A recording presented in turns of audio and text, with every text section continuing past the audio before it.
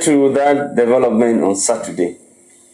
Yes, Mr. Lasha, before I go on that topic, 30 seconds, I would like to address something by what my Bombo said on your program. I want to make it, Mr. Alesngepi, you should know, they say they accuse people of taking money in the presidency. Let me tell you, I know people from SDF who take money every day. I will say it on this program because no SDF militant is there. I have the proof. They do take money. They give them private money, sponsor them abroad for medical treatment. I have the proof. I will not say it on this program because no SDF militant is there. You said SDF is not dead. SDF is dead. SDF cannot win any election in Northwest and Southwest. I'm telling you. Bedoguba once won election in Northwest and Southwest. It's not the stronghold of SDF. I bet you if there's a free and fair election, British Cameroon National Party, where they will win them.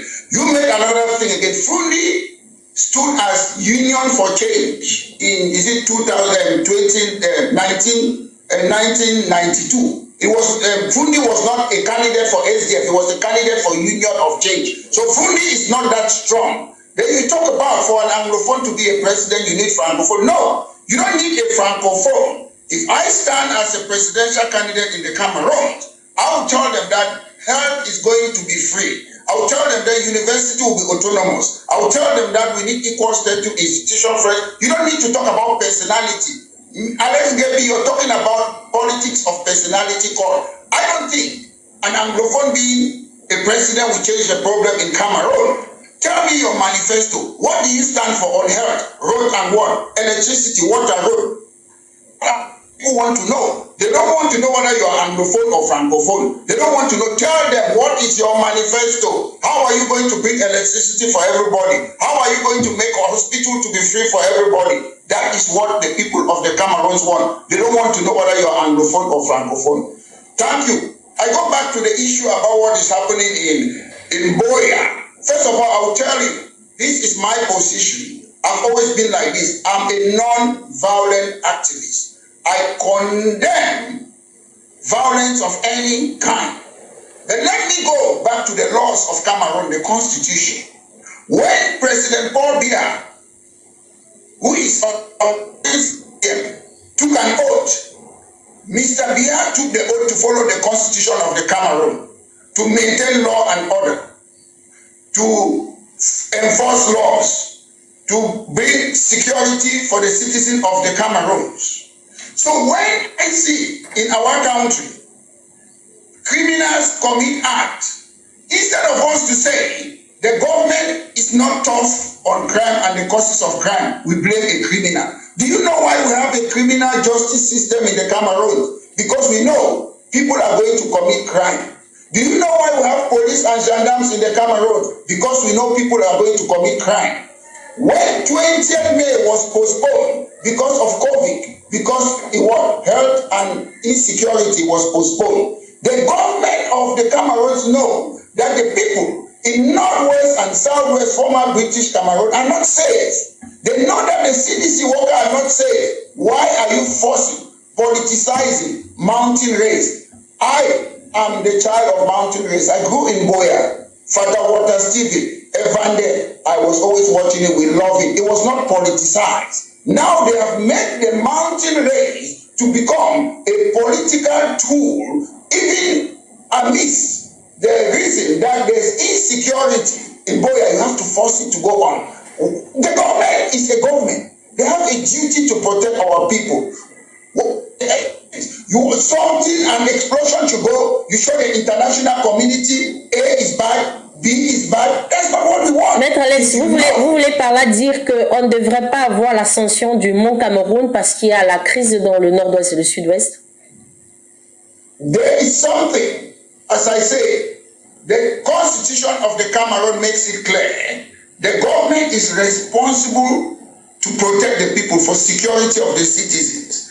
If you know, you have any intelligence that there could be something that could hamper or kill our people, there's a threat, you have to cancel the race. The government is aware that Boya, precisely, is not safe. We saw what happened recently to the CDC worker. We know what is going on. If the environment is not safe, as your constitutional duty, the government of the Cameroon should have cancelled the race. You went ahead so that this thing should happen. Then you start pointing fingers. Oh, this person is bad, this person is bad. In a democracy, in a Western world, when people kill people, when there is crime, you blame the government, you don't blame the criminals. This is what we should know.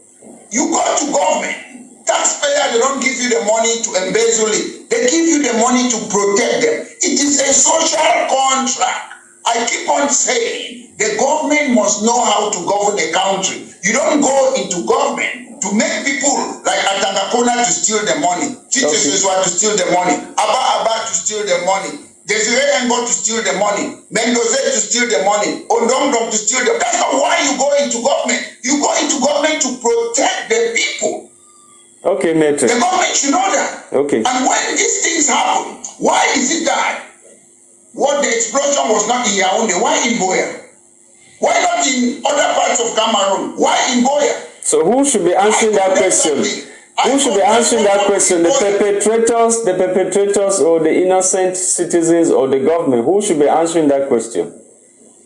My point is, I keep on saying, do you know why? If Cameroon or the world was paradise, we should not have police. We should not have a criminal justice. We have those things because we know people will commit crime.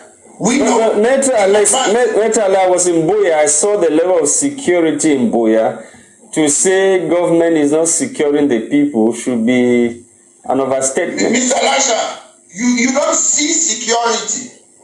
Security in a country is undercover officers. The one that you see are not security. The one that you don't see, they are in plain clothes. They do investigation. They go in advance and look at things if there are any explosive. You don't see that one. So when I talk about security, I'm not talking about window dressing exercise security with uniform. There are securities every day in this world. If you walk in the street of London, hide a gun inside your jacket, they will hold you in the street and remove it. How do they know? That is security. Okay, Maitre, thank you. Intelligent officers. Thank you. They go and look at things. Thank you. So you don't see security. Thank you. The one that I'm talking about. Thank you, Alex. Maybe you comment on that before we go. The time is against us on the issue of explosion in Boya. Who is